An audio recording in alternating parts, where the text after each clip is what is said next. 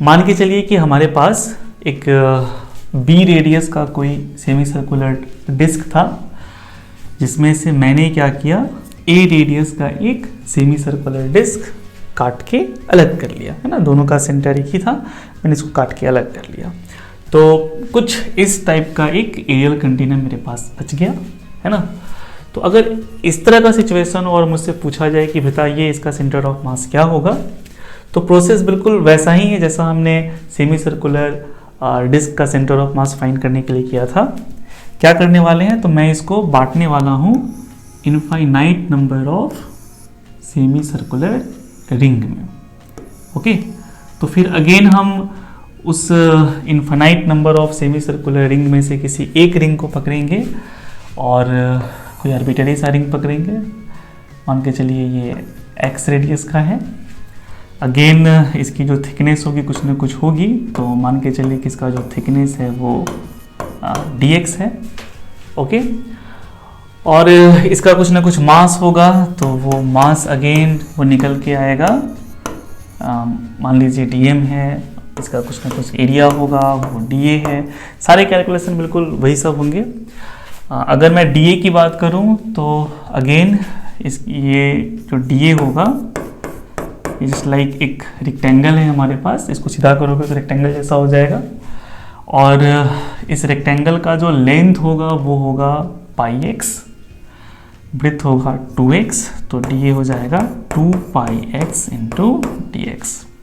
Okay, और अगर aerial mass density आपका रॉ है, रॉ नहीं सिग्मा यहाँ पे यूज करेंगे, तो अगर एरियल मास डेंसिटी सिग्मा है तो यहाँ पे dm की वैल्यू होगी dm equal to sigma into dA।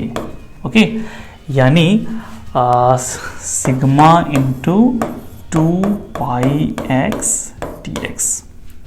Okay, अच्छा, फिर वही सब काम करने वाले हैं हम इस क्या बोलते हैं एलिमेंट्री रिंग को, मतलब जितने भी एलिमेंट्री रिंग हमारे हैं सबको एक पार्टिकल से रिप्लेस करेंगे जो कि इसके सेंटर ऑफ मास पे होगा।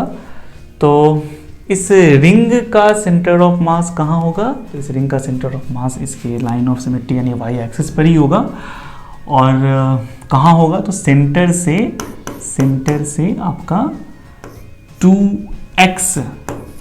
2x बाई पाई डिस्टेंस पे होगा। ओके, तो ये इस एलिमेंट्री रिंग का जस्ट लाइक वाई कोऑर्डिनेट हो गया, है ना। और सभी जितने भी एलिमेंट्री रिंग्स हैं सब पार्टिकल से रिप्लेस हो जाएंगे, सब पार्टिकल बन जाएंगे और सारे पार्टिकल आपके इसी लाइन पे आ जाएंगे। सेंटर ऑफ मास अगेन आपका वाई एक्सिस पे आ जाएगा, तो वाई एक्सिस पे ही होगा जो बता रहा है, क्योंकि सारे मास अगर वाई एक्सिस पे है तो सेंटर ऑफ मास भी वाई एक्सिस पे ही लाई करेगा। अब अगर मैं यहाँ पे निकालूँ, तो अगर मैं कैलकुलेट करूँ कि जो मेरा सिस्टम है उसका सेंटर ऑफ मास क्या होगा, तो उसके लिए फॉर्मूला यूज होगा इंटीग्रेशन वाई डी एम बटा इंटीग्रेशन डी एम। वाई की वैल्यू आपका 2x बटा पाई है और डी एम की वैल्यू है sigma into 2 pi x D x, और नीचे भी आपका आ जाएगा sigma 2 pi x D x. Limit की बात है तो लिमिट इस बार आपका होगा, देखिए सबसे लास्ट वाला अगर आप रिंग पकड़ोगे तो उसका रेडियस कितना है a, और सबसे आखिर वाला रिंग पकड़ोगे तो उसका रेडियस क्या है b। ओके, तो x की वैल्यू जो होगी वो a से b वेरी करेगी, है ना। तो हमें यहाँ पे जो लिमिट लेना है वो लेना है x इक्वल टू a से b। ओके,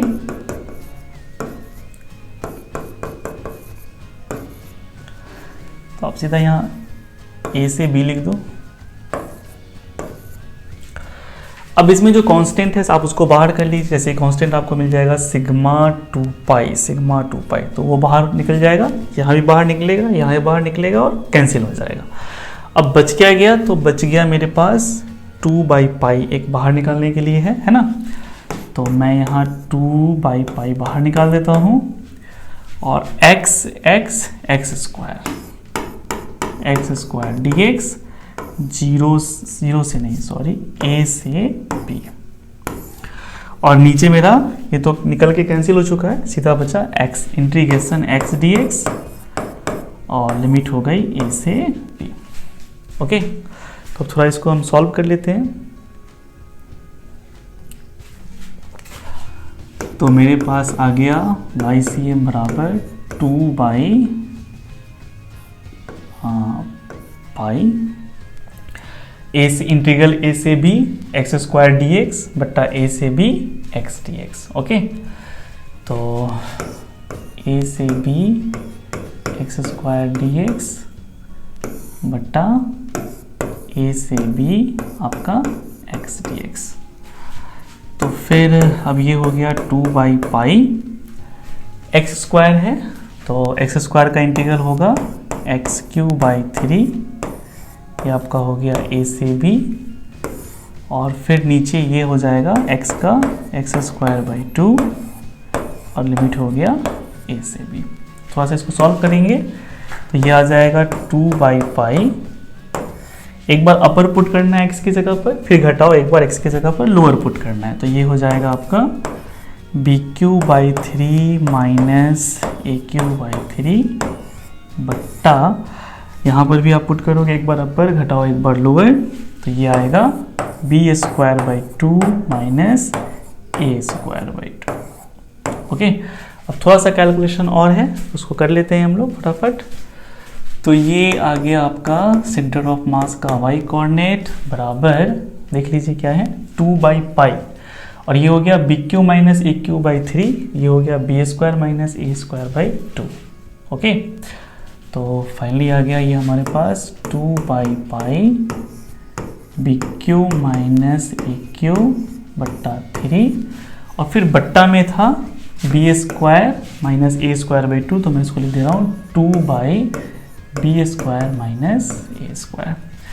तो मुझे लगता है कि फैक्टराइज हो जाएगा, तो फैक्टराइज कर लेते हैं।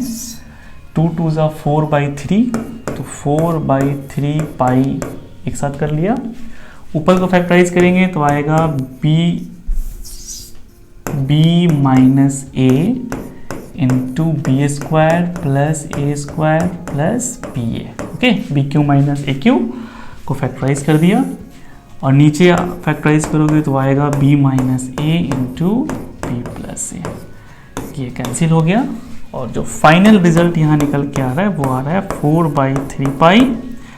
इसको मैं सजा कर लिख देता हूँ A square plus B square plus A B बट्टा ए प्लस बी। ठीक है, तो इसको याद रखना है कि अगर कुछ इस टाइप का निकले, किस टाइप का, जैसे यहाँ पर दिखाया गया था कि एक हमारे पास डिस्क था सेमी सर्कुलर डिस्क, उसमें से एक सेमी सर्कुलर डिस्क को काट के अलग कर दिया गया, तो ये जो कुछ बचा हुआ पोर्शन था इसका इनर रेडियस ए आउटर रेडियस बी था, तो मतलब स्मॉलर रेडियस बोलो आप, स्मॉलर रेडियस ए और लार्जर रेडियस बी था, तो उसका सेंटर ऑफ मास कहाँ मिलेगा, तो लाइन ऑफ साइमेट्री पर ही मिलेगा, लेकिन सेंटर से कितने डिस्टेंस पर मिलने वाला है, तो इसको आपको याद रखना है 4 by 3 pi A square plus B square plus A B बट्टा ए प्लस बी। अब इसी में अगर मान लीजिए वो निकाले नहीं होते तो फिर ए की वैल्यू 0 होती, तो ए की वैल्यू 0 होती तो ए की जगह 0 रखोगे तो ये खत्म, ये भी खत्म, ये भी खत्म, सीधा बचेगा बी स्क्वायर बाई बी, तो कट के बी आ जाएगा, और अगर बी की वैल्यू कैपिटल आर है तो यहाँ फिर आर दिखने लगेगा, यानी 4r by 3 pi. Same result जो आपको सेमी सर्कुलर डिस्क वाले में आया था। ओके।